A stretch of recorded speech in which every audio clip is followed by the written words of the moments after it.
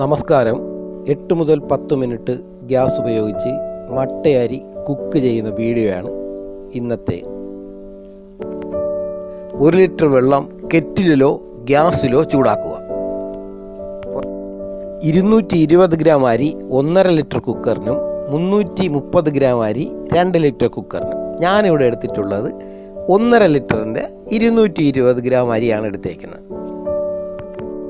തിളപ്പിച്ച വെള്ളം ഒരു ഫ്ലാസ്കിൽ ഒഴിച്ച് അടച്ചു വയ്ക്കുക. അരി കഴുകി വൃത്തിയാക്കി തിളച്ച വെള്ളവും കുക്കറിലൊഴിച്ച് അരിക്ക് മുകളിൽ 1 ഇഞ്ച് വെള്ളം നിൽക്കണം. മീഡിയം ഫ്ലെയിമിൽ ഗ്യാസിൽ വെച്ച് കത്തിക്കുക.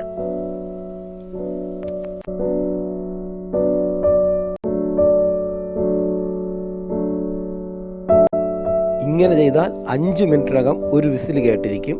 വിസിൽ കേട്ടുടൻ ഗ്യാസ് ഓഫ് ചെയ്യുക. പിന്നെ കുക്കർ അനക്കുകയോ ചെയ്യരുത്. അതിൻ്റെ പ്രഷർ തീരുന്നത് വരെ വെച്ചിരിക്കുക. ഏകദേശം ഒരു 10 മിനിറ്റ് കഴിയപ്പോഴത്തേക്ക് പ്രഷർ പൂർണ്ണമായിട്ടും പോയിരിക്കും. എന്ന് പറഞ്ഞിട്ട് ഇത് ഒരുപാട് സമയം വെച്ചേക്കാൻ പാടില്ല.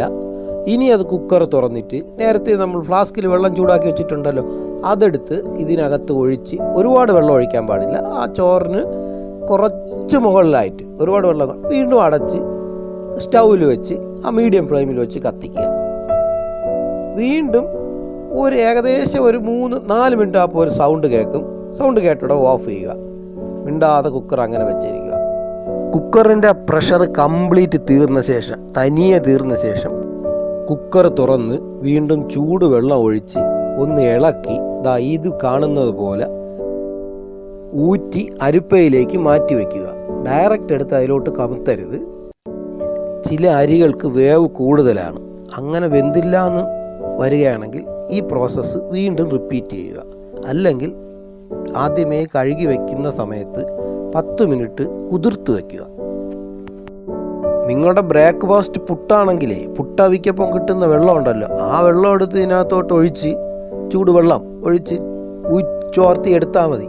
അപ്പോൾ അങ്ങനെയും ഗ്യാസ് ലാഭിക്കാം. ഓക്കെ, ഞാൻ കംപ്ലീറ്റ് അരിച്ച് ഈ ചോർപ്പയിൽ അങ്ങനെ വെച്ചിരിക്കുകയാണ്.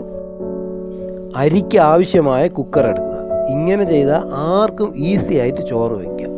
അരി വടിക്കണ്ട, ദേഹത്ത് വീഴുമെന്ന് പേടിക്കണ്ട. ചായ ഇടാൻ അറിയാവുന്ന കുട്ടിക്ക് പോലും ഇത് ചെയ്യാൻ പറ്റും. ചെയ്തു നോക്കുക.